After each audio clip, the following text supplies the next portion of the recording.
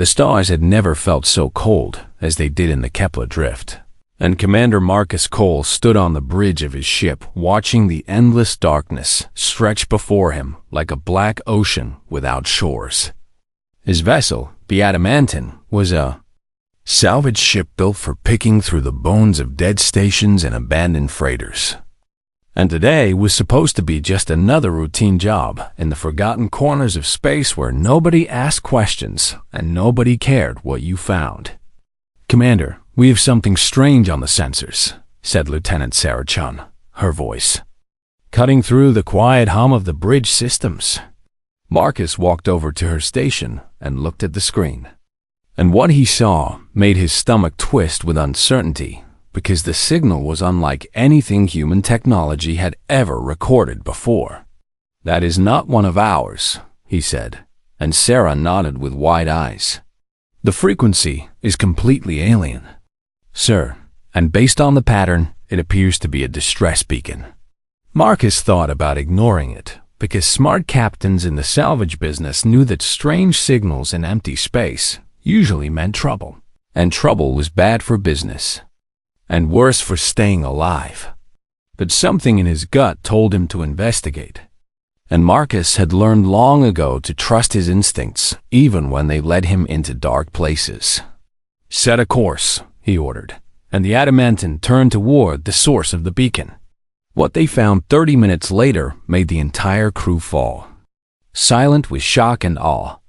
A warship hung in the void before them, and it was so massive that Marcus could barely comprehend its size, stretching across their viewport like a wounded metal giant dying among the stars.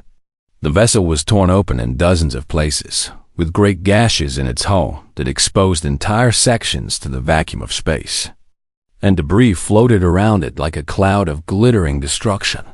"What could do that to a ship this big?"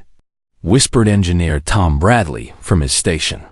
Nobody had an answer, because whatever weapons had caused this damage were beyond human understanding. Marcus ordered a scan of the wreckage, and the results showed only a single life sign deep within the ruined vessel, flickering weakly in what the computer identified as royal quarters. "One survivor," Sarah reported, "but the life sign is fading fast." Marcus made his decision in seconds, because leaving someone to die alone in the cold darkness was something he could never live with, no matter how dangerous the rescue might be. "Bardley Chun, you are with me," he commanded, and within minutes the three of them were suited up and crossing through the airlock into the broken alien ship. The interior was a nightmare of twisted metal and strange architecture, with corridors that curved in ways that made human eyes hurt, and symbols on the walls that seemed to shift when you were not looking directly at them. They followed the life sign through the wreckage, climbing over debris and pushing through doors that had been sealed by emergency systems. And with every step, Marcus felt like they were walking deeper into the throat of some sleeping beast. When they finally reached the royal quarters, Marcus stopped and stared at what he found inside. She was tall and elegant despite her chains, with skin that shimmered like liquid silver and 4 eyes that glowed with a faint purple light, and she was the most beautiful and terrifying creature Marcus had ever seen.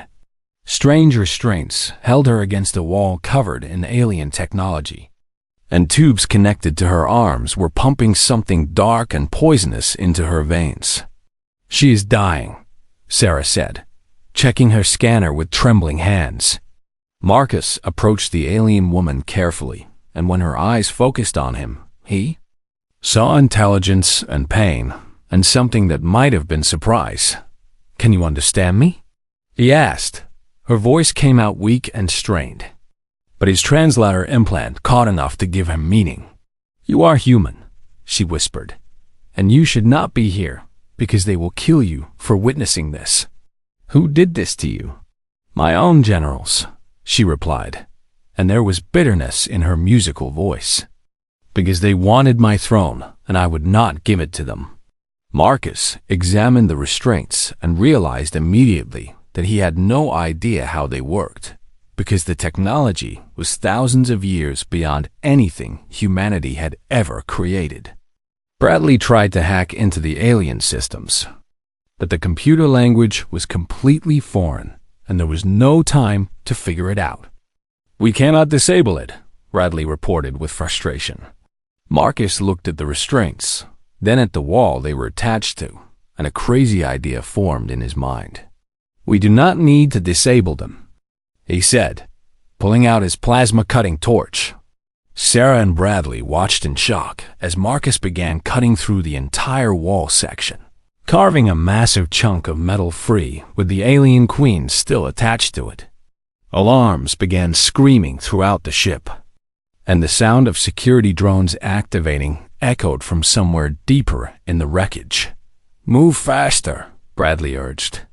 Marcus finished cutting and grabbed the wall section with the queen still restrained to it, lifting her over his shoulder. With strength born from desperation and adrenaline, they ran through the corridors as drone weapons fired at them from the shadows. And Sarah laid down covering fire while Bradley cleared their path back to the airlock. Marcus did not know how they made it back to the adamantine alive, because the entire escape was a blur of gunfire and shouting and the weight of the alien queen on his shoulder. But somehow they did make it. And the moment they were aboard, Marcus ordered an immediate jump to hyperspace. The stars stretched and bent around them as they fled, and only when they were safely away did Marcus finally put down his burden and look at what he had rescued. The alien queen lay on his deck, still attached to her prison of metal and tubes, and her 4 purple eyes watched him with an expression he could not read. "Why?" she asked, her voice barely a whisper. "Why what? Why did you save me when you could have died, when you gained nothing from the risk, when you did not even know who I was?" Marcus thought about the question for a moment, then shrugged. "Because you needed help," he said simply, "and I was there." The queen stared at him for a long moment, and something changed in her eyes. Something that Marcus would not understand until much later. She was Zareth Kyra, Empress of the Valkyrie Dominion, ruler of 1,000 worlds, and this strange human had just changed her life forever. 3 days passed aboard the adamantine, and during that time, the crew worked without rest to save the alien queen from the poison that was slowly killing her. Dr. Emily Ross had never treated a non-human patient before, but she approached the challenge with determination and creativity, studying the queen's biology through scans and careful observation until she understood enough to help. The poison was designed to kill slowly and painfully, a cruel mixture that attacked the nervous system while keeping the victim conscious to feel every moment of agony. But Emily discovered that certain human medications could neutralize the toxic compounds, and through careful experimentation, she managed to flush the poison from the queen's body. Marcus visited the medical bay every few hours to check on their patient, telling himself it was just professional concern. But something about the alien woman fascinated him in ways he did not fully understand. On the 4th day, the queen finally opened her eyes. Marcus was sitting nearby reading reports on his datapad when he heard her stir, and when he looked up, he found 4 purple eyes staring at him with sharp intelligence. "You are awake," he said, setting aside his datapad. "I am," she replied, and her voice was stronger now, carrying a musical quality that was both beautiful and commanding. She sat up slowly, examining her surroundings with the careful attention of someone who was used to assessing threats, and her gaze lingered on the primitive human technology that surrounded her. "Where am I?" "My ship, the adamantine," Marcus answered, "and you are safe here, at least for now." "Safe." She repeated the word like she was testing its taste, "and I have not felt safe in a very long time." She looked at him then, really looked at him, and Marcus felt like those 4 eyes were seeing straight through to his soul. "I am Zareth Kyra, Empress of the Valkyrie Dominion," she announced, "and you have placed yourself in great danger by saving me." Marcus shrugged with the casual attitude that came naturally to him. I have been in danger before, and I am still here." "You do not understand," Zareth Kyra said, and there was urgency in her voice. "Because my people have ruled this region of space for 10,000 years, and we are not kind to those who interfere in our affairs. Your own generals tried to kill you," Marcus pointed out. "So maybe your people need some interference." The Queen stared at him with an expression of complete surprise, because no one had ever spoken to her with such casual disrespect, and she found that she did not hate it. "You are bold for someone who does not know what he has done. Then tell me what I have done." Zareth Kyra was quiet for a moment, gathering her thoughts, and when she spoke again, her voice was serious and heavy with the weight of ancient tradition. "Among my people there is a law older than our empire, a sacred bond called the Kethover, which means the life-debt absolute." Marcus listened carefully, sensing that something important was coming. When any being saves the life of a Velkhari sovereign, a debt is created that must be repaid, because our honor demands it and our laws enforce it. "Okay," Marcus said slowly. "And how is this debt repaid?" "There are only 3 ways," Zareth Kyra explained. "And the first is eternal servitude, where the sovereign becomes the servant of their savior until death. That seems extreme. The second way is death in service, where the sovereign gives their life to protect their savior from harm. Also extreme. And the third way," the Queen continued, and something shifted in her eyes, "is bonding, where the sovereign takes their savior as a mate, joining their bloodlines and their fates together forever." Marcus blinked several times, certain that he had misheard. "I am sorry, did you say mate?" "I did." "As in marriage, as in partnership, as in you and me together?" "That is correct." Marcus stood up and walked to the other side of the room, running his hands through his hair as he tried to process what he had just heard. "Listen," he said, turning back to face her. "I appreciate the offer. Really I do. But I just wanted to help you, and I do not need any repayment." "What you need is not relevant," Zareth Kyra replied, "because the debt exists whether you want it or not, and it must be satisfied. What if I refuse all 3 options? Then I am bound by law to follow you for the rest of your natural life, serving your needs and protecting you from harm, until either the debt is repaid or one of us dies." Marcus stared at her in disbelief. "So my choices are to have you as my servant, let you die for me, marry you, or have you follow me around forever?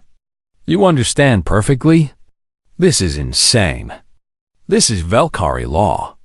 Marcus sat back down, his mind racing through possibilities and finding no easy escape. "Why would your people create such a law?"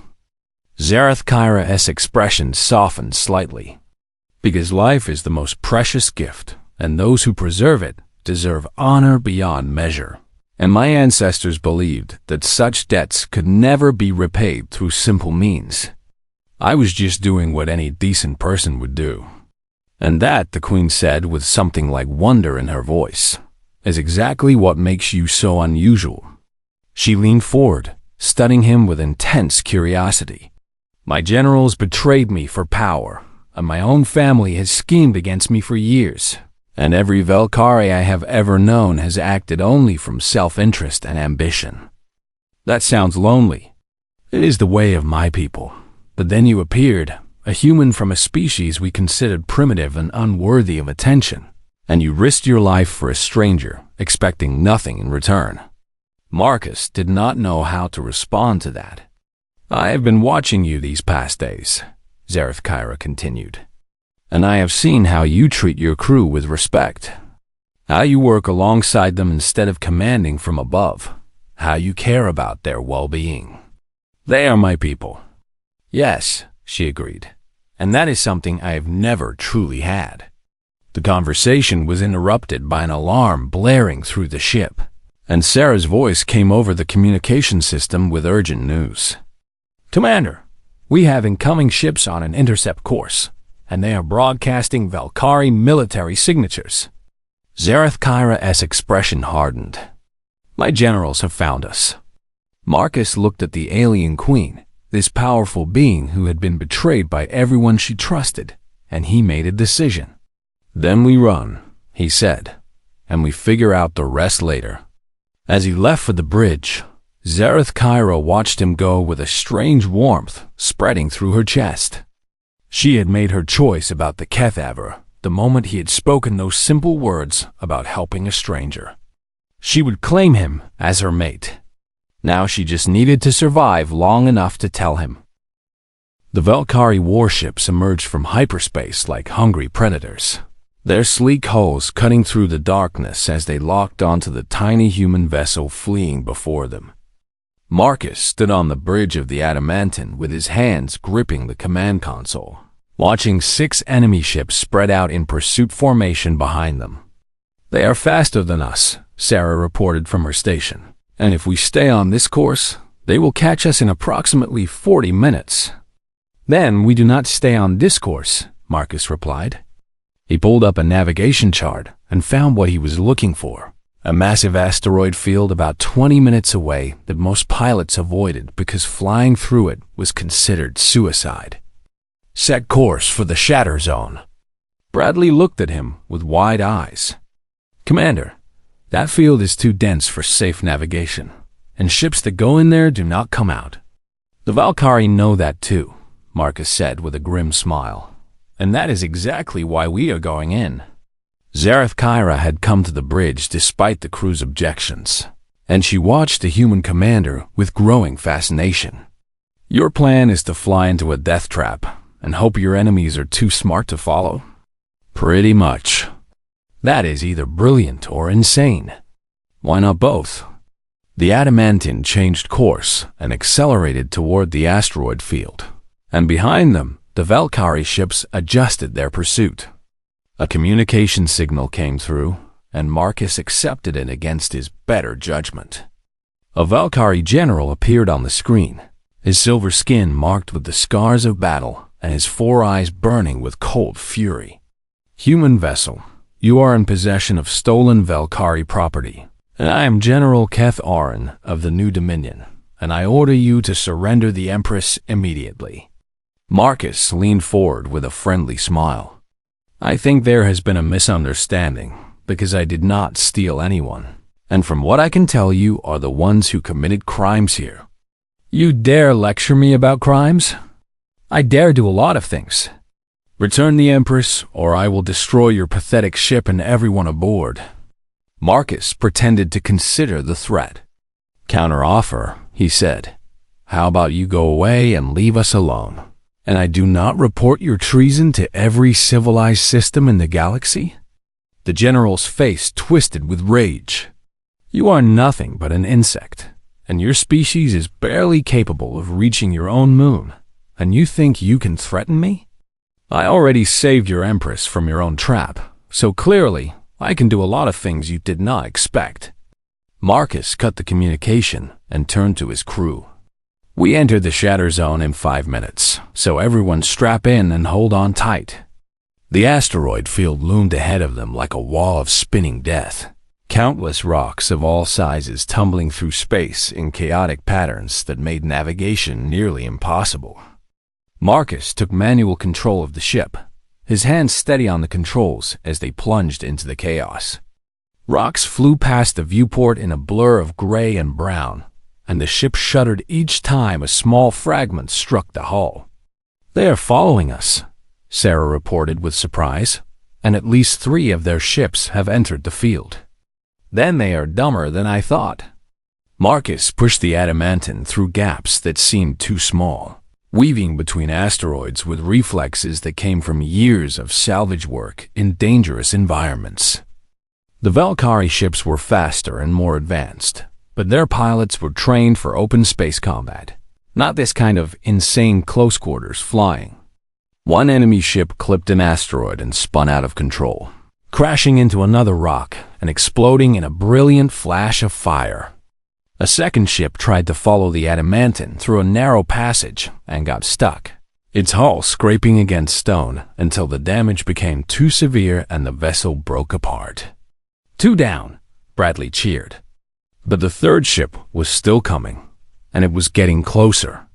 The Valkyrie pilot was skilled enough to match Marcus's maneuvers, and weapons fire started streaking past the adamantine as the enemy ship opened fire. "We cannot shake them," Sarah warned. Marcus looked at the navigation display and saw something that gave him an idea. A massive asteroid rotating slowly ahead of them with a deep crater on one side. "Hold on to something." He aimed the adamantine straight at the asteroid and pushed the engines to maximum. "Commander, you are going to hit it." At the last possible second, Marcus pulled up and skimmed the surface of the asteroid, using its gravity and rotation to slingshot the ship around at incredible speed. The pursuing Valkyrie ship tried to follow but could not react fast enough, and it slammed into the asteroid with a thunderous impact that sent debris flying in all directions. "3 down," Marcus breathed. They emerged from the shatter zone minutes later, battered and bruised, but alive, with only 3 Valkyrie ships left in pursuit, and those had wisely stayed outside the asteroid field. But they were not safe yet, because those 3 ships were now moving to cut off their escape routes. Marcus received another transmission, this time from a different general. "Impressive flying for a primitive," the new voice said, "but you cannot run forever, and we have ships converging on your position from multiple directions. Then I will just have to get creative." Marcus cut the communication and turned to his engineer. "Bradley, how much power do we have left?" "Not much, and if we push the engines any harder, they might explode." "What about the salvage equipment?" "What about it?" Marcus smiled, and it was not a nice smile. "I have an idea." 20 minutes later, the remaining Valkyrie ships had the adamantine surrounded, moving in for the capture. But just before they reached weapons range, the adamantine suddenly broadcast an emergency signal claiming reactor meltdown and imminent explosion. The Valkyrie ships backed off immediately, because even they did not want to be caught in a nuclear detonation. And while they were hesitating, Marcus activated the salvage equipment and launched every piece of debris in their cargo hold at high speed, creating a cloud of shrapnel that forced the enemy ships to take evasive action. In the confusion, the adamantine slipped away and jumped to hyperspace. Zareth Kyra stared at the human commander with something very close to admiration. "You bluffed them," she said, "and you used garbage as a weapon. We salvage operators work with what we have. My generals have commanded fleets for centuries, and you outsmarted them with tricks and desperation." Marcus shrugged. "Sometimes that is all you need." The queen moved closer to him, and her 4 eyes were glowing with an intensity that made Marcus's heart beat faster. "You continue to surprise me, Marcus Cole. I aim to please." "And that," Zareth Kyra said softly, "is why I have made my decision." Before Marcus could ask what she meant, the ship lurched as they dropped out of hyperspace near a neutral station where they could hide and repair. The conversation would have to wait. But Zareth Kyra was patient, and she knew that very soon she would claim what the ancient laws promised her. The neutral station was called Haven's Rest, and it floated in the space between empires where no single power held control. Ships from dozens of species docked here to trade and repair and hide from enemies, and the station's owners asked no questions as long as you paid in good currency. The adamantine limped into a repair bay with smoke trailing from her engines and scorch marks covering her hull. Bradley immediately began working on the damaged systems with help from station technicians, while the rest of the crew took the opportunity to rest and resupply. Marcus found a quiet corner in the cargo bay to sit and think about everything that had happened. His life had been simple just a week ago, salvaging wrecks and selling what he found and never getting involved in anything bigger than himself. Now he was being hunted by an alien empire for rescuing their empress, and that empress kept looking at him in ways that made him nervous and excited at the same time. He was eating a ration bar and trying not to think too hard when Zareth Kyra found him. She moved with the grace of a predator, her silver skin catching the emergency lights and making her glow like something from a dream. "You are hiding," she observed. "I am thinking. Among my people, those are often the same thing." She sat down across from him, folding her long legs beneath her in a way that should have looked awkward, but somehow seemed elegant. "We need to talk, Marcus Cole." "About the debt thing?" "About the debt thing." Marcus sighed and set aside his ration bar. "Look, Zarathkira, I meant what I said before, and I really do not want or need any repayment. And I explained that what you want is not relevant. But it should be." The Queen tilted her head in a way that reminded Marcus of a curious bird. "Explain." "Where I come from," Marcus said, "people do not owe each other debts just for being decent, and helping someone in trouble is just what you do. That is a strange philosophy." "Maybe, but it is mine." Zarathkira was quiet for a moment, processing his words. "Your species fascinates me," she finally said, "because you have none of our technology and none of our power, yet you have something we lost long ago." "What is that?" "Kindness without calculation." Marcus did not know how to respond. "Every action in Velkari society has a purpose," the Queen continued. "And we help others only when it benefits us. We show mercy only when it serves our goals. We form alliances only when they increase our power." "That sounds exhausting." "It is all I have ever known, but then you appeared and changed everything." She leaned forward, and Marcus could see his reflection in her 4 purple eyes. "I have made my decision about the Kethaver." Marcus felt his heart start beating faster. "Okay, I choose bonding." "Okay, I claim you as my mate." "Wait, what?" The words hit Marcus like a punch to the stomach, and he nearly fell off the crate he was sitting on. "You heard me correctly." But I thought, I hoped, actually, I do not know what I thought."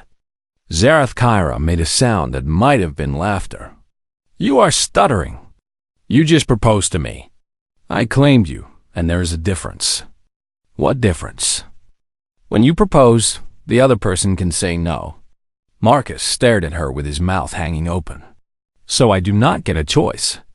"You have choices," the Queen assured him, "and you can refuse the bonding, but then I become your servant forever, or you can accept, and we become partners in all things." "Those are not great choices." "They are the choices you have." Marcus stood up and started pacing, running his hands through his hair as he tried to think. "Why bonding, and why not just become my servant or whatever?" Zarathkira rose and approached him slowly. "Because servitude would waste what you are, and you are not meant to have an empress serving your meals and cleaning your ship. I could think of worse things. And because," she continued, ignoring his comment, "I do not wish to serve you." "Then, what do you wish?" She stopped directly in front of him, close enough that he could feel the warmth radiating from her silver skin. "I wish to stand beside you, not behind you. And I wish to learn from you and teach you in return. And I wish to know what it feels like to have a partner who acts from kindness rather than ambition." Her voice dropped to a whisper. "I have been alone my entire life, surrounded by people who wanted only my power. And you are the first being who has ever wanted nothing from me." Marcus looked into her eyes and saw something he had not expected: vulnerability, loneliness, hope. "You really mean this?" "I have never meant anything more." "And if I say yes, what happens?" "Then we perform the bonding ritual, and you become my mate, and my empire becomes our empire." "Your empire that is currently controlled by traitors who want to kill us both?" "Yes, and we would have to fight them together?" "Yes, and I would go from being a salvage captain to being some kind of alien emperor?" "Consort, actually, but essentially, yes." Marcus laughed, and it was the laugh of a man who had completely lost control of his life. "This is insane." "You have said that before." "It keeps being true." He looked at her for a long moment, really looked at her, and saw not just an alien empress, but a person who had been hurt and betrayed and was taking a massive risk by trusting him. "If I do this," he said slowly, "if I agree to this bonding, then we do it as equals, and you do not get to order me around." "Agreed. And we take things slow, because I do not even know if humans and Velkari are compatible. We can discover that together. And you have to try human food at least once." That surprised her. "Human food? It is only fair." Zareth Kyra's mandibles clicked in what Marcus now recognized as amusement. "You are negotiating the terms of our eternal bond, and your condition is that I eat your food? I make a really good pasta." She stared at him, and then she laughed. A beautiful musical sound that filled the cargo bay and made Marcus's heart feel lighter than it had in years. "Very well," she agreed, "and I accept your terms." "Then I accept your claim." Her eyes brightened with joy, and she reached out to take his hands in hers, her clawed fingers gentle against his human skin. "You will not regret this." "I probably will, but I will make it worth your regret." "That is the strangest promise anyone has ever made me." "I am the strangest mate anyone has ever had." And despite everything, despite the danger and the confusion and the complete madness of his situation, Marcus found himself smiling. "Yeah," he admitted, "but I think I can live with that." The bonding ceremony was performed in the cargo bay of the Adamantine, with the crew as witnesses. And it was probably the strangest wedding Marcus had ever attended, mostly because he was the groom. Zareth Kyra spoke ancient words in her native tongue, while her bioluminescent markings glowed in complex patterns. And Marcus repeated the sounds as best he could, mangling the pronunciation badly enough to make the queen laugh. When it was over, they were bound by Velkari law, and Marcus could feel something had changed between them, a connection that went beyond words. "Now what?" he asked. "Now we take back my empire." That was easier said than done, but Zareth Kyra had a plan. Word of the bonding spread quickly through the galaxy, carried by traders and smugglers and spies to every corner of known space. The Velkari Empress had taken a human mate, and this was news that shocked everyone who heard it. Many Velkari considered it a disgrace, proof that their empress had lost her mind, but others saw it differently. The traditionalists remembered the ancient laws and understood that Marcus had earned his place through the sacred Kethavar.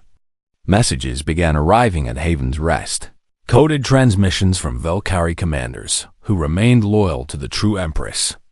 "They want to help us," Zareth Kyra reported with barely contained excitement. "How many ships?" 37 so far, with more joining every day. Marcus looked at the growing list of allies and shook his head in amazement. "A week ago, I was picking through space junk, and now I am building a fleet to overthrow an alien government. Life takes strange turns." "You are telling me." Within a month, they had assembled a force of over 100 ships, all crewed by Velkari, who refused to serve the traitor generals. The loyalists were impressed by their new human consort, though they tried not to show it. Marcus spent time with them, learning their customs and sharing stories of humanity, and slowly they began to see why their empress had chosen him. He was not powerful or refined or sophisticated by Velkari standards, but he had something they valued: courage and cunning and the willingness to fight against impossible odds.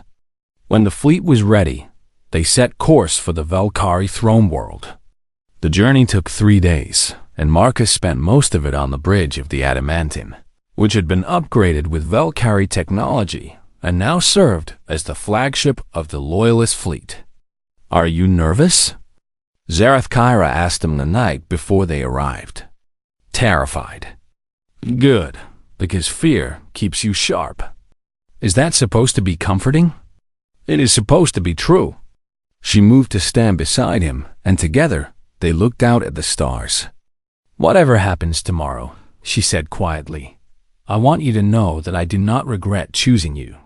Even though I cannot pronounce half the words in your language?"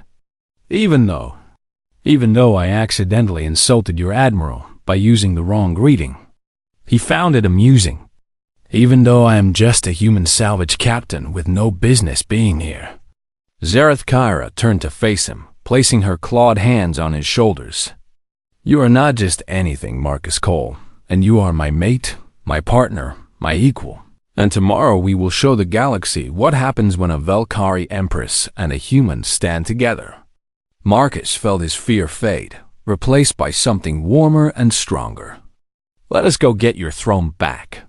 The next morning, the Loyalist fleet dropped out of hyperspace above the Velkari throne world. The planet hung before them like a jewel of blue and silver, beautiful and ancient, and waiting to be reclaimed. The traitor fleet scrambled to meet them, 200 ships under the command of General Catharin and his fellow conspirators. It should have been an easy victory for the traitors, with their superior numbers and their control of the orbital defenses. But Zareth Kyra had one weapon they did not expect. She broadcast a message across all channels, her image appearing on every screen in the system.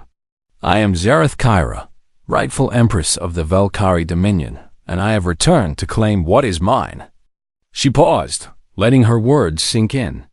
The generals who sit in my throne are traitors and criminals, and they poisoned me and left me to die. And they would have succeeded if not for the courage of my mate.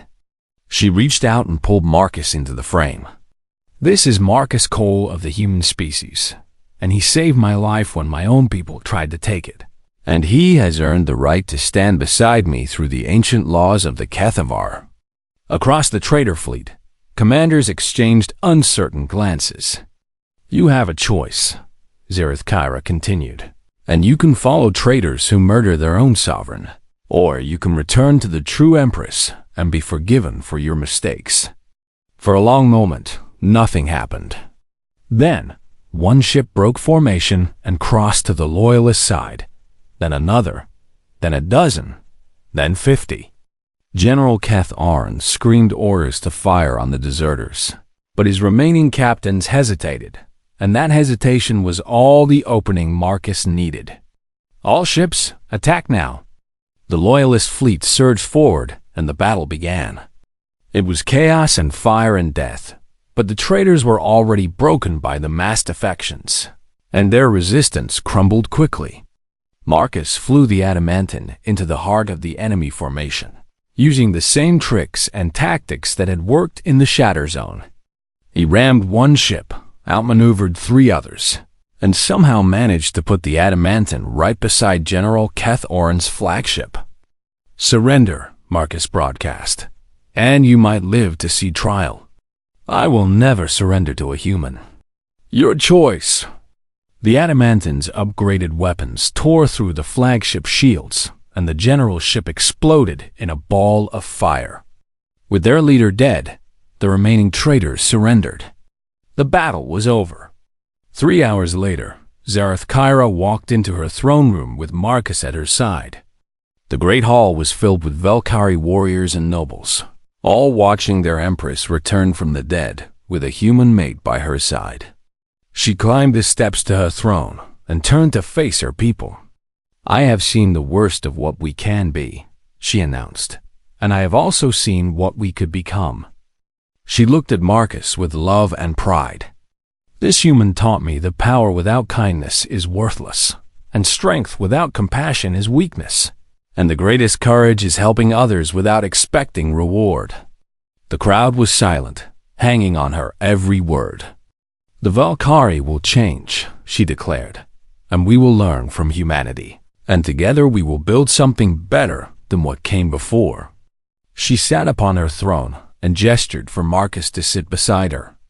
The galaxy once asked what humans might do if given the chance, she said with a smile, and now they have their answer.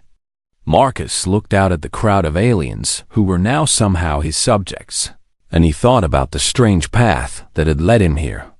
A week ago he had just been trying to help someone in trouble. Now he was married to an empress and had helped win a war. Life really did take strange turns. You know, he whispered to Zareth Kyra, you still owe me that dinner. Her mandibles clicked with amusement. I always pay my debts.